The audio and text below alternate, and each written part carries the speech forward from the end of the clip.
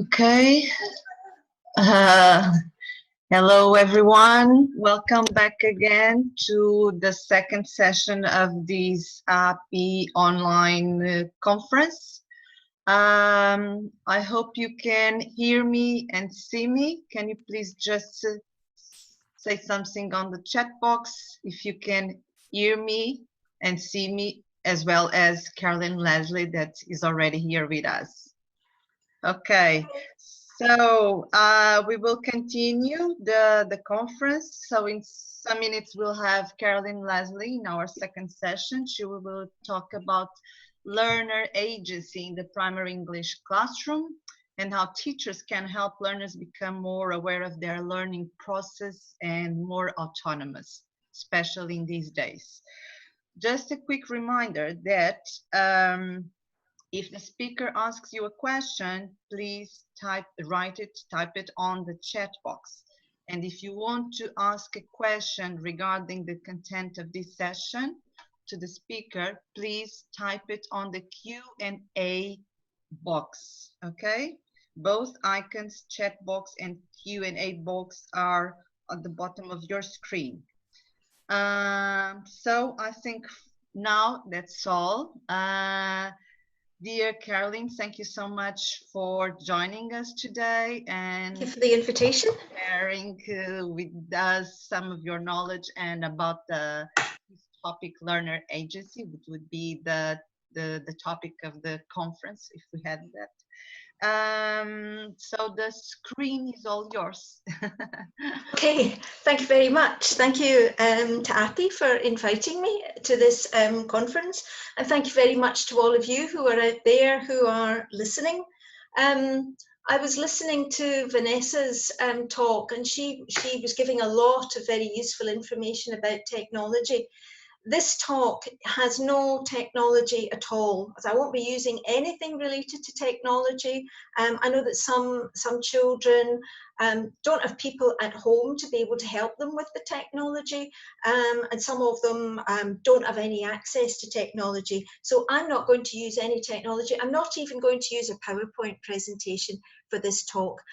It's just going to be me, and I'm going to be showing you some things on the screen. So the title of this mini conference is Teacher and Learner Agency. And first of all, I just very, very quickly want to start off by saying something about agency. What is agency? Because people talk about autonomy, they talk about agency. And I think sometimes we're not very sure what the difference is, or is there any difference, or are they just the same things? So agency is defined as the capacity to act purposefully and reflectively. And I think these two words there are very important: to act purposefully in your learning and to be reflective in your learning. And they're words that are going to be coming up during the talk. So by having agency, by having this capacity to be reflective and to be purposeful in learning, learners can take control of their own learning. They can start to become responsible for their learning, and that is basically what autonomy is. So that we can say that agency is a first step on the road to autonomy. And people often think of agency and autonomy as being the same things. So what I'm going to be talking about are some activities that we can use to help train learners who are 8 to 10, but maybe also learners who are a bit older. This would also work for learners who are in 5th or 6th year. I don't know if there's anybody out there who is who's a teacher of 5th and 6th year, perhaps, but I think also a lot of what I talk about would, yes, there are some people, okay. Yes, 6th grade, yes, no, yes. Okay, so some people, yes. Some people 2nd cycle, yes. So I'm going to be talking about some activities that you can use in class, because I think that's what a lot of us want. We want activities that we can use in either in online classes, or if we're just getting students to do other activities out of the online learning environment that can help to make them more autonomous. And I think that's one of the reasons why autonomy is so important at the moment, because we don't have students in front of us. Most of the learning, or perhaps all of the learning that students are going to be doing at the moment is outside of the conventional learning context. And therefore, I think it's very important that learners in that sort of situation can start to take control of their language learning themselves. A lot of people might ask, well, can learners in primary education actually have autonomy? Can they be responsible for their language learning? Well, obviously there are degrees of autonomy. We wouldn't expect an 8-year-old child to have the same sort of autonomy as an adult would, but they can start to take their first steps in autonomy. And the activities that I'm going to be talking about today come from one of 3 books, which I'll just show you at the moment. So this is the first one. It's by Gail Ellis and Nair Ibrahim, who talked at the APPI, I think about 2 years ago in the conference in Lisbon. So this is, if you're interested in autonomy with young learners, then this is the book to have. Teaching Children How to Learn. So it's an excellent book. It's full of lots and lots of activities that you can use in the classroom to try to help learners, young learners, become more autonomous. The other one that I'm going to be using activities from is this one here. This is Carol Reed's book. A lot of you might already have this one. 500 activities for the primary classroom. And she has a chapter right at the very end of that, which is all about learner autonomy, and also this book here, which is about assessment. But assessment is also part of autonomy, and I think this is also another useful book. So quite a lot of activities that I'm going to talk about come from this book here. What's it called? Assessing Young Learners. So what Ellis and Ibrahim say about young learners and autonomy is that even quite young children can learn to become aware of their language learning, and they can talk about their learning in a purposeful and a meaningful way. And I'll be talking about that a little bit later on, about how learners can talk about learning strategies that they might actually use in the class, but or in their learning, but they're not really aware of them, and how we can help them to become more aware. Also, it's interesting to note that this idea of desenvolver ou aprender ao aprender is something that's present in the aprendizagens essenciais for 3rd and 4th year students, and also the idea of autonomy is something that's there as one of the competências that's mentioned in the perfil dos alunos.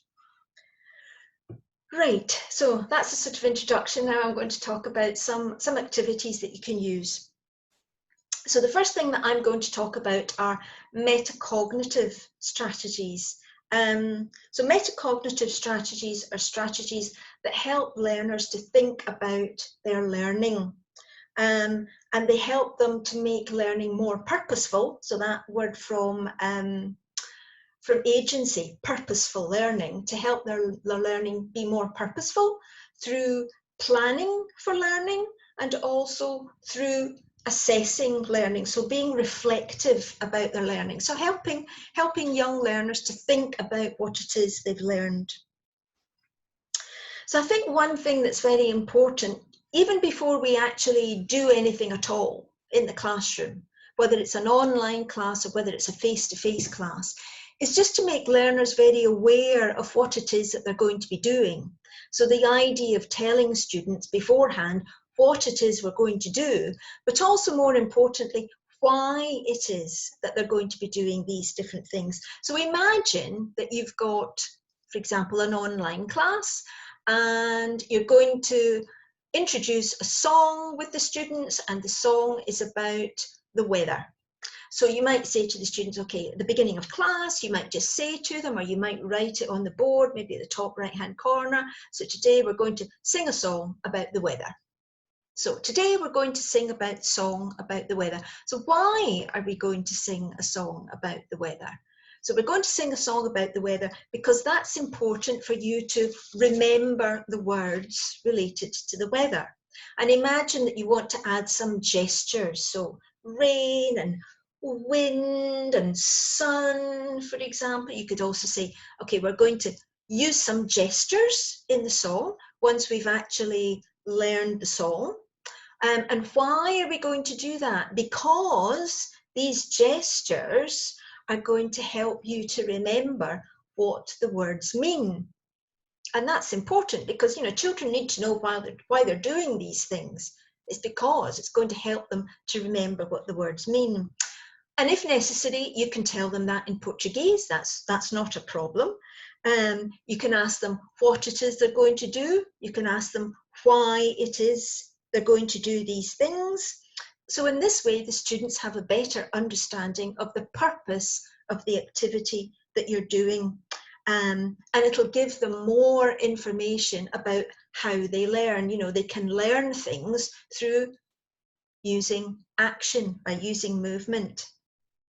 I think that's also important when we're thinking about games in the classroom, because sometimes teachers say, for example, oh, I don't use games in the classroom because, you know, the children just, you know, they go all off task and they don't use English, etc., etc. So it's important that we tell students why we're asking them to do certain activities. So imagine that you're getting students to do a memory game. Okay, so you've got cards, and in one card you've got a picture, and in the other card you've got the word written down. And you give them instructions, you tell them, okay, you're going to turn over a word card and you're going to say the word. And why are you going to say the word? Well, you're going to say the word because that'll help you to remember the word, and also it'll help you to pronounce the word correctly. And then when you turn over the word card, so the written card, that will give you some practice at reading. So again, share with the learners your objectives for doing other activities, and then they'll understand better why you're asking them to do it and how they're going to learn through those different activities. Okay, one of the activities that I want to share with you, which comes from Ellison Ibrahim's book, but it's an old activity, it isn't really anything new. And this is an activity that you can use to help students to prepare for learning, to plan learning, is a KWL chart. And a KWL chart, the K stands for what I know about a certain topic, what I want to know about a certain topic, and what I've learned about that topic. And it's a sort of activity that you can give learners, for example, before you ask them to do a little bit of reading in your book. And I've done this activity thinking about a reading activity that I've found in a couple of fourth-year books for young learners, where they're reading about food that people eat in different countries. So you would send the KWL chart to the children beforehand, and so I've got one here that I've done. So this is about breakfasts in different countries. And down here, the child has written down what they know about the topic. So they know about what happens in Portugal. We eat bread and milk and cereal and yogurt and fruit. And this is all vocabulary that learners in fourth year would already know. They've got some idea about what they eat in the UK. So maybe salsichas. They don't know that word in English. They put it in Portuguese, eggs, cereal. And in France, bread, croissants and cheese. Maybe some family that lives in France. And then here we've got what do I want to know? So this child has decided that they want to know what people in the USA eat, what they eat in Australia, and what they eat in Japan. So all of this would be done before you actually get them to do the reading activity. Then they would do the reading activity, and then they would write down what they learned. So from this reading activity, they would find out that in the USA, they eat pancakes and waffles, and in the UK, they eat salsichas, which are sausages, and they've added extra information here. Of course, we don't always eat that. We would all be the size of a house if we ate that. So that's what we eat in hotels, really. And they've also got information about what they eat in Japan. No information about what happens in Australia because there wasn't any information in the book about that. But these KWL charts are useful to help children to think about their learning, because the first column helps them to think, first of all, about what they already know about a topic. And it helps them to predict what it is they might be reading about in the text. And it also encourages some sort of a personal engagement with the topic. And they're also being autonomous because they're choosing to write down what it is they already know. And they're also choosing in the second column to write down what it is they would like to learn. So here they're setting their own learning goals, which is also another strategy for learners to become more autonomous. And then when they complete the third column, they're reflecting on what it is they've learned. So we've got the idea again coming in here of reflection on what it is they've already done. And this idea of reflecting on what they've done in the classroom is a useful thing to do. I think it's possibly even more useful now than it would be in face-to-face classes, because maybe, I don't know, but maybe children might feel that learning is perhaps less palpable, especially if they don't actually have any online classes. And I think if they have the opportunity to be able to reflect on their learning and maybe in some way to be able to show their learning, then it's something that makes their learning more visible to them. If you have online classes and you're actually seeing the students, then I think a nice thing to do, and it's something that can be done at the end of every class, whether it's an online class or whether it's a face-to-face class, is just very quickly to ask them some questions to help them to reflect on their learning. So this would take about 5 minutes. And again, these are questions that Ellis and Ibrahim suggest asking children at the end of the class. So these would be just quick questions that we would ask students at the end of every class. What did you do today? So did you play a game? Did you sing a song? Did you do any reading or writing or speaking or listening? What did you learn? Did you learn some words in the song about the weather? Which words did you learn, and get them to tell you what words they learned? How did you learn? Did you learn because you repeated something, because you sang the song, because you did the actions? How well did you do? And you can, it can just be like, I did very well, that was okay, maybe there's some things I need still to work on. And what do you need to do next? So maybe you need to, work on your pronunciation, something like that. Okay, so again, thinking about reflecting on learning and having something that's very visible. I think children very often, what we do in the classroom as teachers is to get learners to learn words. Basically, that's what we teach in primary English. We teach lexical sets of clothes or animals, for example, and we even address grammar basically as vocabulary. The difference between go and goes is just two different words. Children don't know that that's really, it's not really grammar. So one way of getting learners to self-assess their vocabulary learning is by using a collage. And this is one that I did at home. So this is a collage which is all about vocabulary related to clothes. So basically all children do is to use resources that they have in the house. They cut out pictures in magazines or in newspapers of people wearing different clothes, and you might notice that I've got sort of here an outline of a skirt, and then they just fill the whole thing with pictures of different clothes. And then if you've got an online lesson, they could bring this to the lesson and they could maybe just share some of the vocabulary with others. You could challenge them to add some extra words that you didn't look at in class, or You could also, if it was a fourth year class and you wanted to get them a little bit of writing practice, you could maybe get them to label all the clothes in the picture as well. So that's something that you can do for different topics. This activity I like, this next activity I really like. It's called Look at What I Have Learned. And again, it's a very visual way for learners to think about what it is they've actually learned.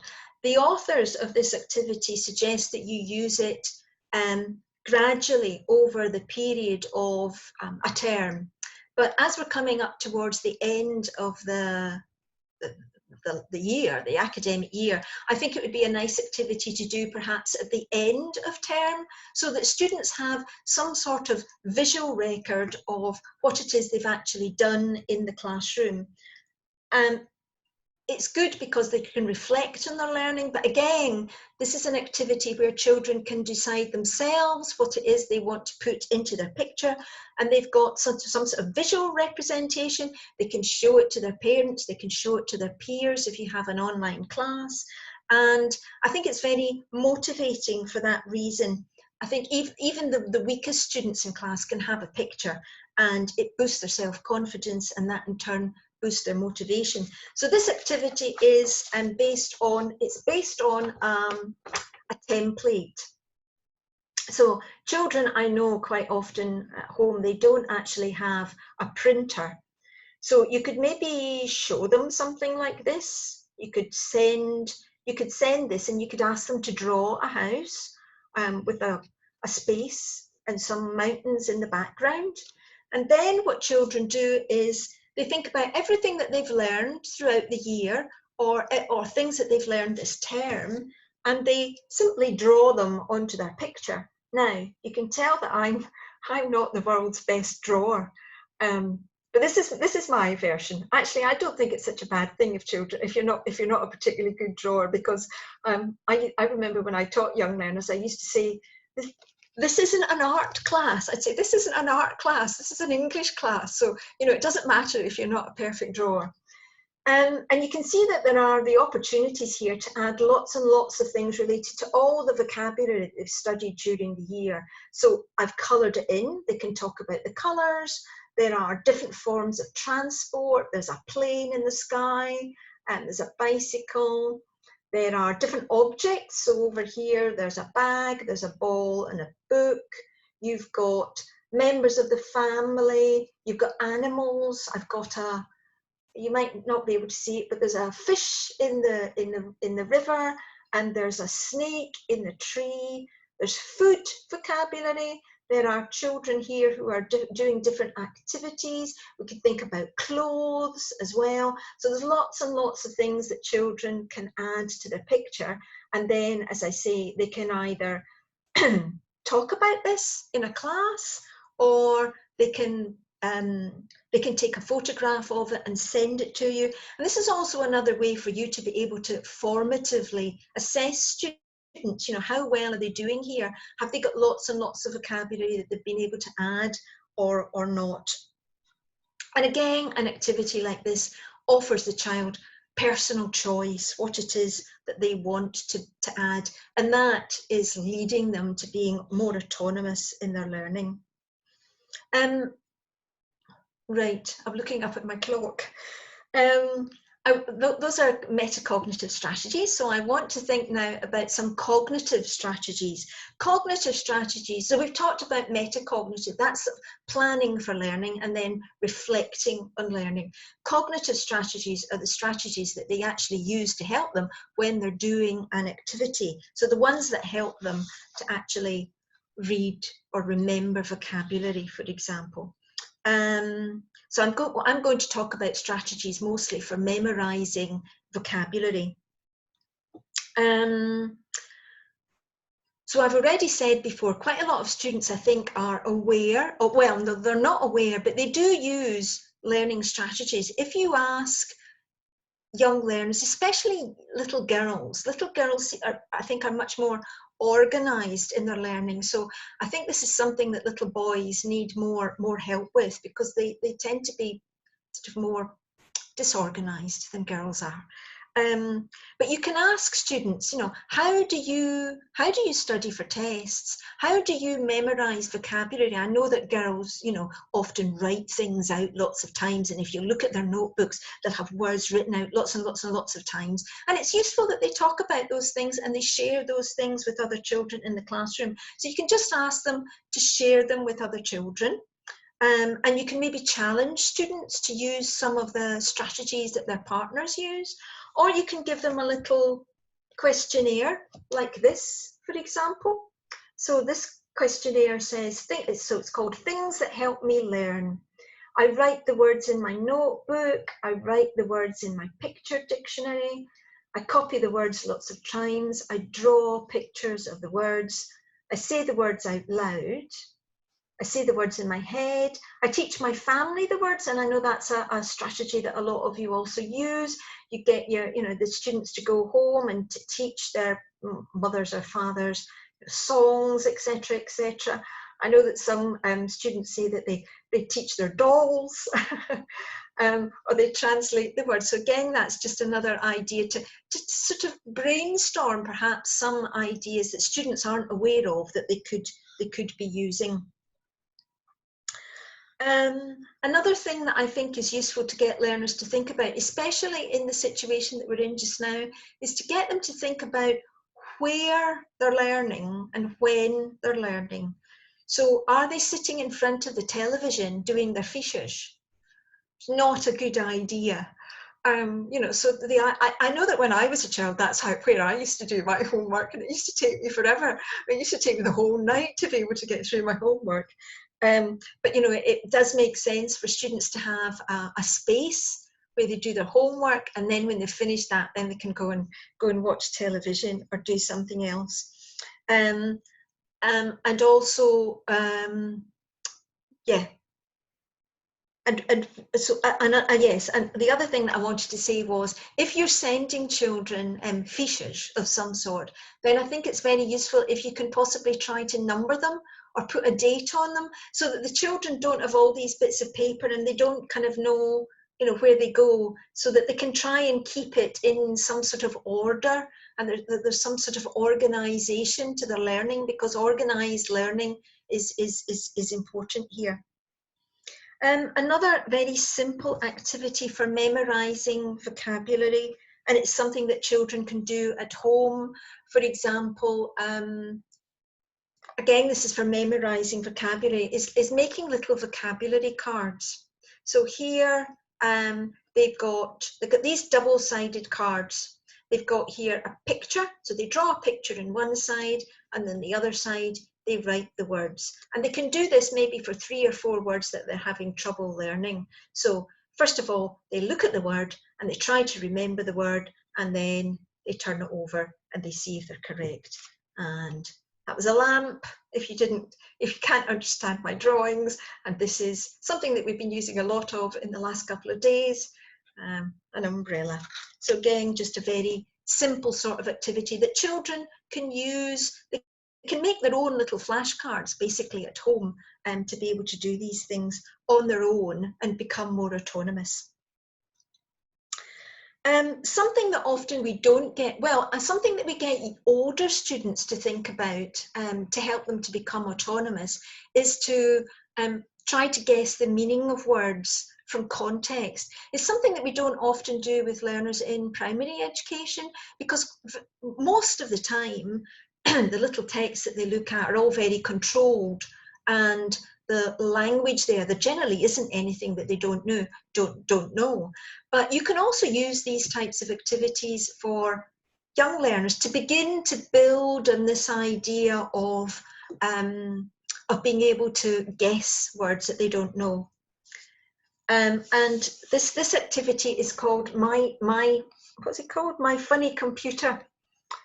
So what you do is you tell the students that your computer isn't working very well, and that sometimes when you type in a letter, the letter comes out all wrong. And so you've got these words in your sentences and you don't know what they mean. And you need their help to try to find out what the word is. So you can have a couple of sentences like this. So to write, I use my pen and do-do-do. I do-do-do my bike. I have dinner at about 7 in the evening. And you can go through these activities initially, and you can just help children to try to work out. So I write, so we write, and what do you use to write? Okay, a pen, and what else do you use? So maybe a pencil, okay, very good. And I ride my bike. So what's the verb that goes with bike? In actual fact, what you're doing there is something really quite sophisticated. You're thinking about collocations. But I think, you know, if we choose our sentences wisely, then it's something that children can learn to do very easily. So again, a little activity to make learners more autonomous in the classroom. I said I wasn't going to talk about technology. There's just one site that I want to, I don't use very much technology, I have to say, but you know, some children do have access to the internet, and I want to share this site with you that I found. This is a site of a picture dictionary for young learners, and it's a very nice picture dictionary. It's very sort of user friendly in that it's very colourful. It has lots of, you know, cute teddy bears on it. And if you scroll down to the part that says picture dictionary and click on that, you'll see that it comes up with a lot of different topics. And you would think the topics had been written for the situation in Portugal, because it's seasons and the body, food, drink, family, transport, toys, weather, everything that you will cover in your classes. There's a section on it, and learners can see the word written out, they can see a picture of the word, and they can hear the pronunciation of the word as well, which I think is a good activity. And there are also some memory games that they can play. So they can play a little Pelmanism game as well. So it's not just the word, it's also, you know, hearing the word, which I think is really important now, and getting a little bit of practice. Right, so I'm just a minute, no, that's possibly 11 o'clock. Okay, so just to finish, I know that teachers can sometimes be a little bit unsure about using learning to learn in the classroom. People, I think, worry about the amount of time it must be taken. I know that time is a big issue in classes. People always think, oh, I've got so much to do, I've got all of this work to get through. But in English we say a stitch in time saves 9. So taking a little bit of time at the moment, I think we can make learning more profitable in the future.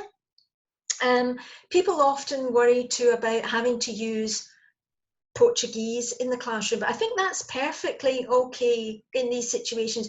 We're not teaching English here. We're training learners to be better learners, and to do that effectively, you are going to have to use Portuguese. So, for example, this activity here, this questionnaire that I had, I also had it in English, but I also had the translations in Portuguese as well. So I think teachers who work with learning to learn in the classroom find that learners are more motivated, they're more able to take control of their learning, they're more purposeful in their learning, they're more reflective in their learning. I think it can help learners to become more motivated as well. And so I think that both the learning process and the teaching process can become something that's more enjoyable. So I seem to have come to the end of my 30 minutes. So yes, thank you, Carolyn, so much. It was wonderful and special because I'm a young learners teacher. I really like the idea of thinking about the term of agency and what it means, autonomy and personal choice for the students, and the idea of using the KWL charts to reflect on what they are going to learn and what they know about their learning, about that topic. Nice ideas and activities to put into practice, and I think some of them, and as many of the participants said, they can be adapted to older students. That's so true. Which is great. We have 2 questions here on the question and answer box. Can you see them? Catarina Ribeiro asks, what's your opinion about talking English all the time with the third and fourth grades? Well, I don't really think that's possible. I think we want to try, when we're introducing content and getting learners to practice, to use as much English as we possibly can, because we are giving an example in the classroom. But I don't think it's practical with children in third and fourth year for us as teachers to use English all the time, or to insist that the young learners use English all the time. We're going to be very restricted in what we can say. And so, for example, I was talking here about, introducing these learning strategies, and we couldn't do that only using English. We can't talk about assessment, for example, only using English. And I think, there's going to be a big sort of emotional divide between you and the young learners if you're only using English all the time. So I think it's perfectly legitimate to use Portuguese, and you need to, especially, obviously you want to start using as much English as possible, but initially the children are going to need Portuguese. So for example, when you give instructions, you can do a sandwich, so you can give instructions in English, and then you can translate that very quickly into Portuguese, and then you can give it to them again in English. And you can do that initially, and then over time you can sort of take away that scaffolding of the Portuguese and use English more in the classroom. So we're working towards being able to use English as much as we possibly can in the classroom, but initially you're going to need to use Portuguese. And sometimes it's just more practical to use Portuguese, because you might for example go round and round in circles to try to explain something and take forever, whereas just sort of quickly saying régua. Well, so what's that in Portuguese? Oh no, that is Portuguese. Ruler. So what's that in Portuguese? Régua. Okay, right. And you just move on, and you've checked it, you've used Portuguese, and no problem whatsoever. Yeah. Carolyn, Janie Gregorio also asked if you could repeat the title of the first book. I think it's Nair and Gail Ellis' book. Okay, it's this book here, Teaching Children How to Learn. Can you put down just a little bit? No, down. Yes. Can you here. all see them? No. Up, up, up, up. Okay. Teaching Children How to Learn. How to learn. Yes, that's right. Gail Ellis and Nair Ibrahim. Okay. Yeah. Yep. Thank you. And Annabella Gonçalves asks, how long does a student take to create their visual presentations? Do they do it along the term? I don't know. Yes, I mean, I think there are options. You would decide. I think probably the collage that I showed, because that's about a particular theme, you might use that at the end of a unit. The other one, as I say, the authors of this one here also suggest that the students do it over a period of time. So as they go through, they add things to their pictures. I think as we're getting towards the end of the academic year, this would be a nice activity to do, just as a sort of this is the end of my English learning, and these are all the things that I've learned. But that's up to you as the teacher to decide which you would prefer. It could be done either one way or the other. Okay, thank you. I don't know if you have any other question. It was really useful. Purposeful, as you said in the beginning. Purposeful and reflective. Yes. And simple. Just, I always think that the simple things are best for young learners, and also sometimes for young learner teachers. Yeah. Okay, Carolyn, thank you so much again on behalf of APPI. I appreciate that you could be here with us and share your time and your knowledge about the topic of learner and teacher agency. Okay, thank you. Thank you so much. Thank you all for sharing your ideas also. See you in 40 minutes, okay? Bye-bye. Thanks, everybody. Bye. Thank you, Carolyn, once again.